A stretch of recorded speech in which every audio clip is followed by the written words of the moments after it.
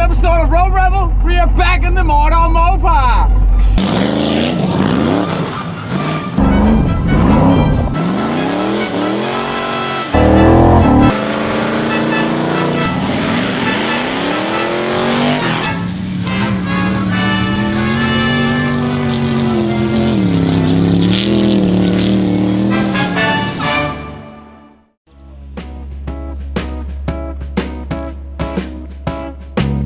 Wednesday, and we got to be at an 8-mile dirt drag race on Friday. So we got 2 days to take this 1966 Belvedere from a street car to a race car. Take this from a street car to a dirt drag racer. Since episode 1 I wanted to put a bumper in this thing, and luckily we got the Ram Charger, and the Ram Charger actually had a bumper that somewhat fit. So I made some homemade brackets and got that thing on the Plymouth.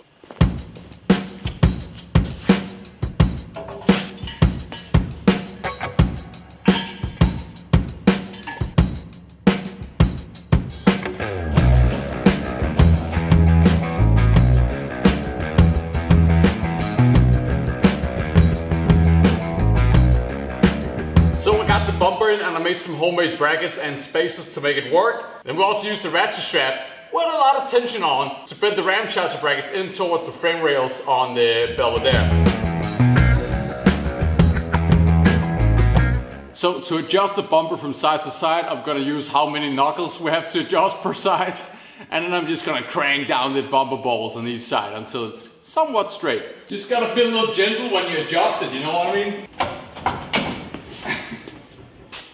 There we go.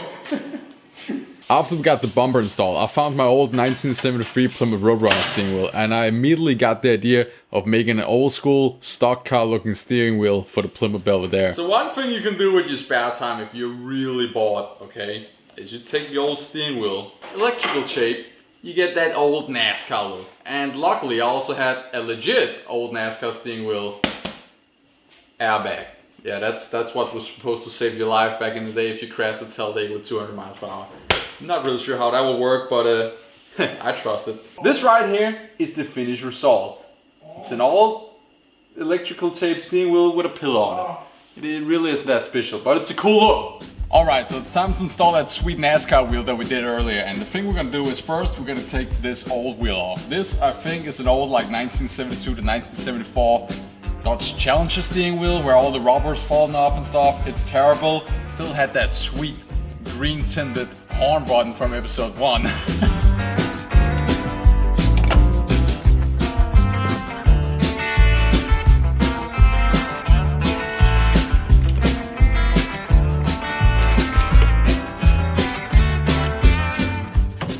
So, one problem you saw in episode 1. So, in episode 1, you saw this thing where it didn't want to start, like at all. And we got a dead battery. But one problem is the battery is dead, even though it's a giant one. 950. Here's a little trick. Old cars, wing window. Great for summers and stuff. But another thing, you can reach in here and then go cranking. And this battery is not happy. We have a starter problem. This thing has a core plug that have busted out, so it's pretty much doing like Niagara Falls stuff down in the starter. Take a listen to this.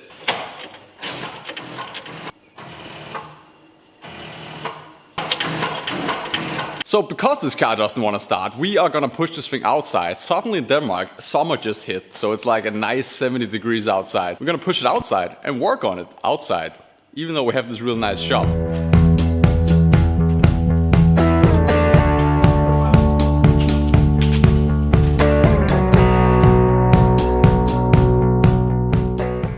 What we're playing around with right now. What tires can fit, what wheels, what offset, how much do we have to roll the old lips? Because we want all the traction on this thing, okay? We wanted to do this thing. So that's what we're working with right now. So we're gonna try to pop the tires off these old Ram Charger wheels and put them on some nice old school black steelies. And then we're gonna test fit it on here with the correct bolt pattern and all that. So let's see if we can make something cool work. Sweet patina, yes. This is B-roll, by the way.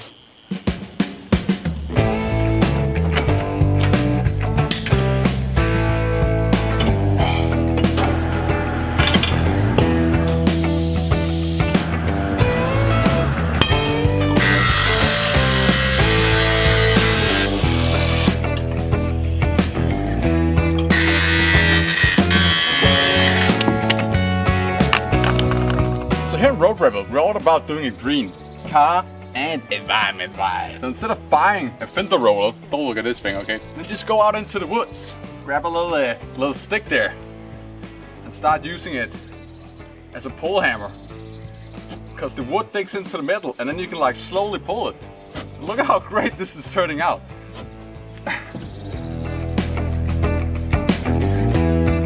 Next thing we're gonna do right now is we're gonna tear out all the bench seats in this car and put in bucket seats from an old NASCAR and also some sparkle seats so we can have 4 guys sitting in this car in bucket seats so you don't go anywhere.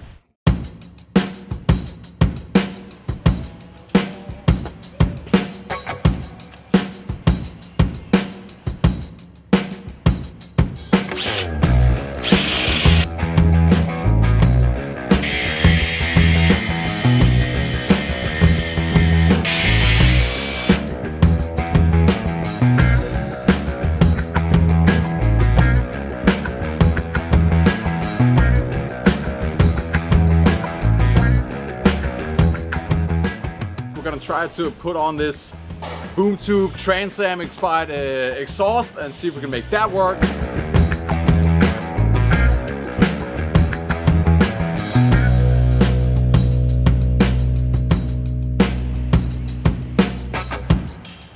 So, you can see the sun is going down. We got a few hours in on this car today. We got all the big old meaty gravel tires mounted. And look at this! We got legit 1980s NASCAR seats. And we got brackets on them. We're drilling some holes now to put them inside the car. And, oh, then we also got this. Freedom sound speakers. Boom tubes. And let me tell you, it sounds pretty damn good. We'll start it up later so you guys can hear it as well. But high compression, 440, straight up the yap.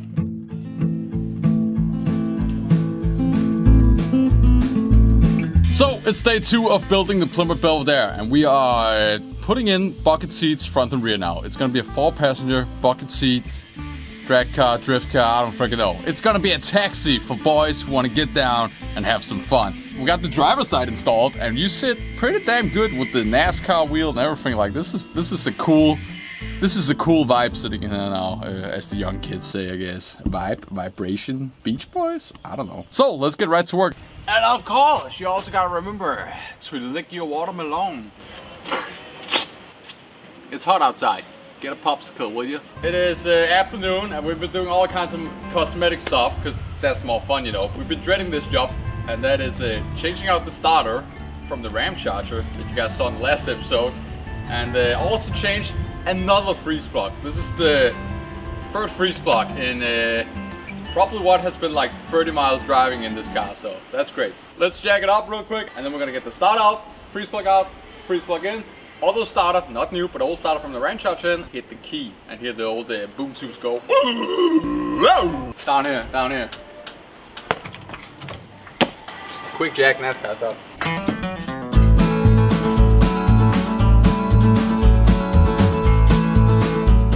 So after fighting with the starter for a while and figuring out that, you know what, we don't want to pull the header again because then we got to reseal it, re-gasket it. It's going to have header leaks, and I hate header leaks. It's the worst thing in the world. We ended up dropping the whole steering column, removing the steering shaft for the steering gear, and then we can pull the starter up between the header and the brake booster.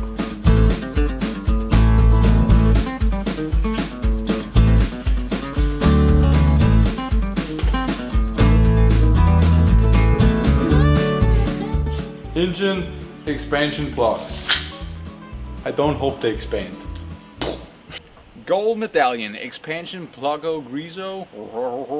This right here is a plug that goes into the engine block, and if that don't go into the block, well then you're FUCKT.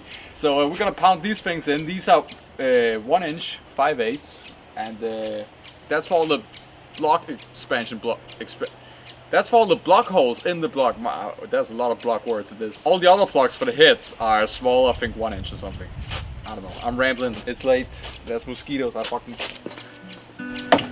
Normally, knocking in a frost plug is really easy, or a core plug, or expansion plug, whatever you want to call it. But this took three of them. The first one, for some reason, got stuck in the ball, but crooked, so water could still get out. So I had to absolutely mangle that to get it out. The second one was not really a tight fit, so it popped all the way in through the block. And the third one, well, Well, the first one is the charm. So finally we got one frost plug in. We're gonna pour water in to make sure it's sealed before putting in the starter, and hopefully water's not pouring out of this thing, and hopefully it doesn't pour out of it when it gets hot too. So yeah, let's get some water into it. The new starter from the 84 Ram Charger is approximately like a 1/4 inch to 1/2 inch longer in like the motor area or whatever itself, and it also has 2 studs. So the whole header had to come off, had to reseal the whole header. Debacle, fun times. And then the starter still didn't work. Well, while we were cranking, it was just going click, click, click, click, click. And then I suddenly realized that when we put the ignition on, it went from like 12 volts to 10.5 volts or whatever. It like dropped 2 volts. So the old battery probably had like a collapsed cell or something. So we throw in the mile. What? Come here. You see this? So the battery was the fault or whatever. This old battery, this is a big unit, 830 cranking amps. But as soon as we put on ignition, the car dropped from 12.4 volts to I think 10.1 volts. So it almost dropped like 2.5 volts just with ignition on. So that indicates a faulty cell or something in that battery. Threw the battery on for my Challenger on, and now it cranks good. Of course, when we're going drag racing, we gotta have a certified battery hold down. So that's what we got right here. That goes right in there. That ain't going anywhere. So the old guy had an exhaust clamp and a rear accessory switch put on the steering column for safety neutral switch.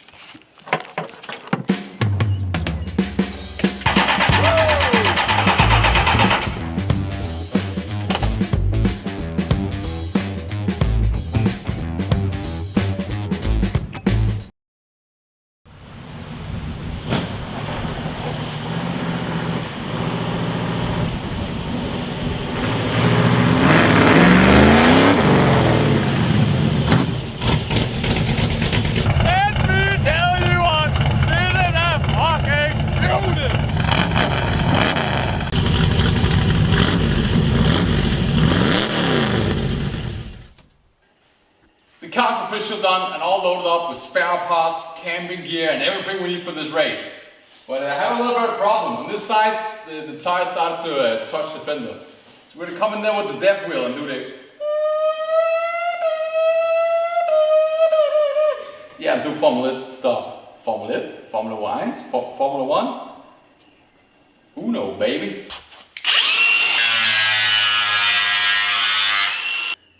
And there you go, we're ready for racing. So early morning we hopped into the Mordor mopar and away we went to the racetrack.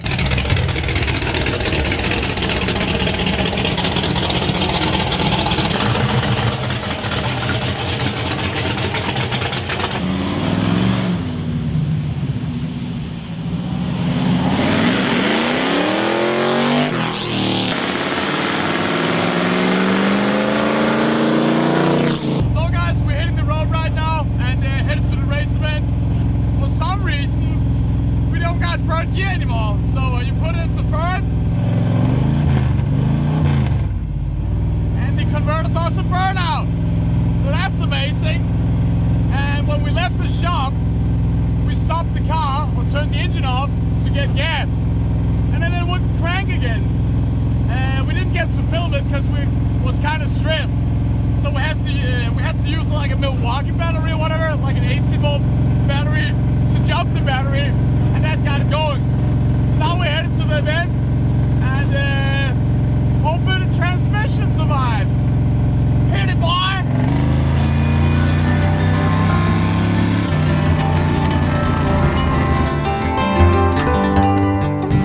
So we just had our first issue. We went in to do like a quick turnaround and checked our ratchet straps and stuff, and this thing wouldn't crank again. So we had to get a little creative. We got it started now, but let me show you what we did.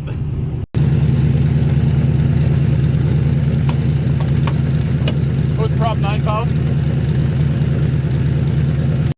So here's the setup, right? You got some lamp cord with a free wire inside. You mush that into an 18-volt Milwaukee battery and hook it straight onto your battery. And boom, there you go. It's now charging. Because this has 18 volts and that had only 11.9 volts. Even though the car is charging, for some reason, some of the charging is not getting back here to the battery. Last owner moved the battery to the trunk. And I don't know, it has some bad grounds or something, but we'll make it work with this right here. So another issue is the fuel filler hose. So for some reason the hose or whatever cracked, so we had to remove the old filler neck or whatever. And then do this. Race car, fuel cell. We might gonna have a bit of fumes in the cabin, but you don't have to worry about it.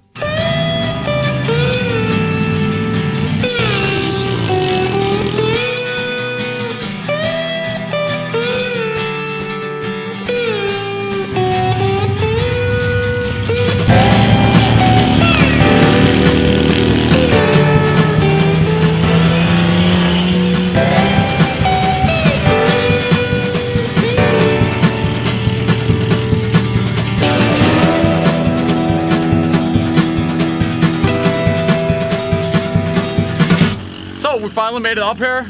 We don't got first gear. It's kind of shitting at cranking or starting, so that's a problem. It's cranking slow or whatever. Sometimes it doesn't. So now we're just gonna go up there, 8th mile, big old boggers on the back, and let's hope the 727 Talk Flight will survive.